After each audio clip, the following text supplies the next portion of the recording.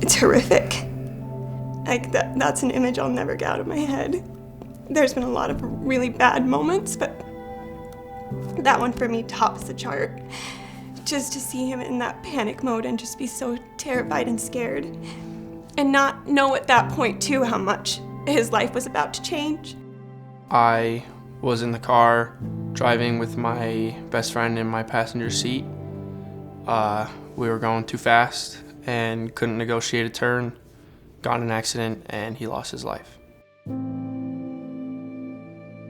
Me and my stepdad, we used to race autocross in Farmington. Just race around the track and compete for times and stuff. And I've driven since I was really young, so I have a lot of experience. Driving's always been a big part of my life.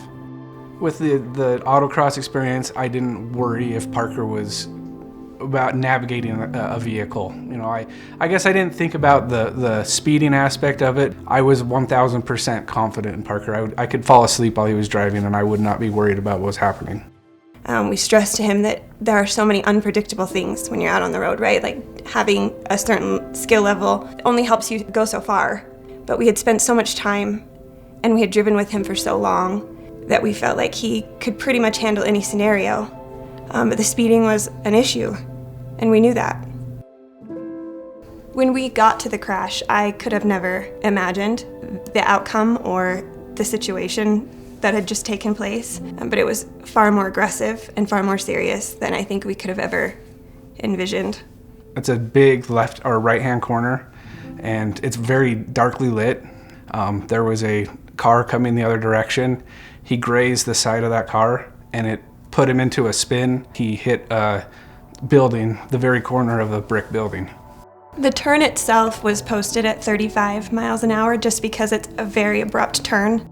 They were able to determine that was the speed was probably around 75 to 85. Parker had a pretty serious head concussion, some broken ribs. We found out the next day that Rylan had passed. You know, you hear about it on the news, you hear about all these tragic things, but you don't ever think it'll be your family.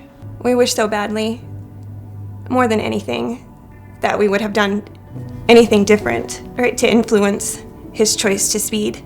Our other vehicles have insurance sensors that tell you speed and, you know, and location and stuff, and we chose not to put it on Parker's car, and that's something I wish it would have changed, because it would have been able to give us a better insight of any other activities that were, you know, prior to this, so we could have had those discussions.